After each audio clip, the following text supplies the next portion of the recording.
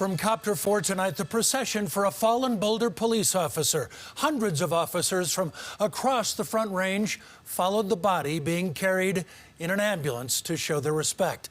Officer Eric Talley was one of 10 people killed in those shootings at a King Soopers. He was 51 years old and with the Boulder Department since 2010. One person is in custody tonight, but police have not confirmed his name just yet. But Copter 4 was overhead when police were seen leading a man out of the store in handcuffs. You can see the injury there to his leg. Police received their first calls for the shooting around 2:30 this afternoon. Officer Talley was first on the scene and is credited for saving lives. So far, investigators have not released a motive. We have several reports for you tonight with stories from people inside the store and more on that procession for Officer Talley. Our Alan Janae leads off with the very latest on this investigation. Alan? Well, Jim, police have yet to release the identities of 9 out of the 10 victims here, but we do know, as you just said, the identity of the police officer killed. A veteran, a man who is now being remembered as a hero here. Witnesses have told us that the gunshots came so close together, they thought there were multiple shooters. But Boulder Police tonight said this appears to be the work of a lone gunman.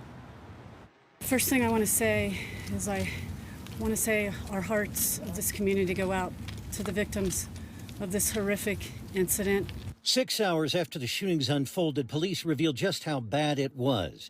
Boulder Police Chief Maris Harold talked about the loss to the community and her department. We know of 10 fatalities at the scene, including one of our Boulder PD officers by the name of Eric Talley. Talley was the first officer there after 911 lines lit up with reports of a shooting at 2:30 in the afternoon. Shots fired in the area and a phone call about a possible person with a patrol rifle. Witnesses say it started outside and the gunman went inside and kept shooting. I want to reassure the community that they are safe and that we will try to do our best over the next few hours to identify the victims. A long night is ahead and many days of investigation.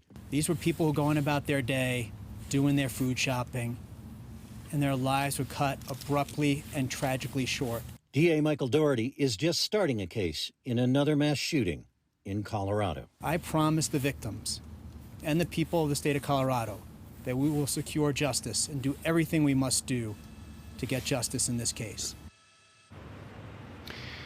Now, police have not yet confirmed that the man we saw in that video in handcuffs was, in fact, their suspect. But they did say only one person was left injured in all of this, and that is the suspect. And that person in that video appears to be injured. The police will be working with the coroner's office to identify the victims and inform the families. 9 families getting the worst of news. A lot of tears yet to fall. In Boulder, I'm Alan Janae, covering Colorado First.